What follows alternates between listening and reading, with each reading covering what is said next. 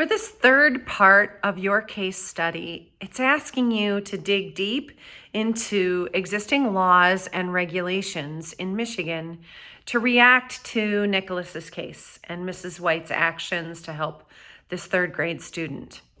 The title for this section, Existing Laws and Regulations, is a little misleading because I think it almost wants you to open a rule book and figure out exactly step 1, step 2, step 3, what went wrong or what went right.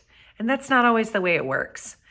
I'm going to ask that you go back to the slides from last week, the child find document from last week, and really dig in and find one solid thing about MTSS and one solid thing about child find eligibility or non-discriminatory evaluation from our text that you noticed from this case.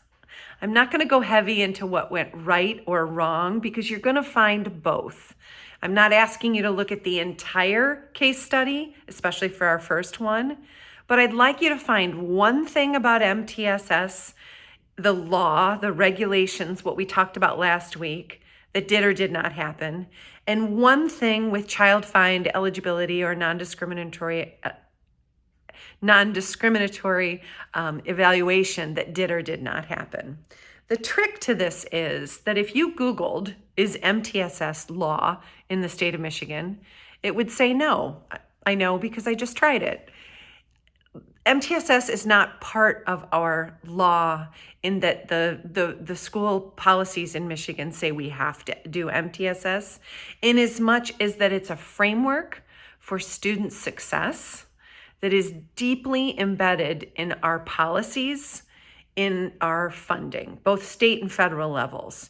Basically, what I'm saying is that schools in Michigan will not be successful, be in compliance, or get their funding if they don't have solid multi-tiered systems of support in place and can document those things.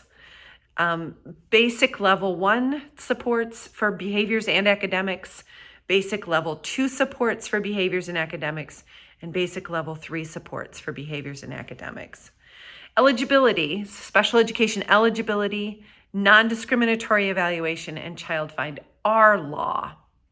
You might find that it seems as if the third grade teacher and the staff at this school are following the law, in that they are fast tracking a student to be found eligible to have a disability.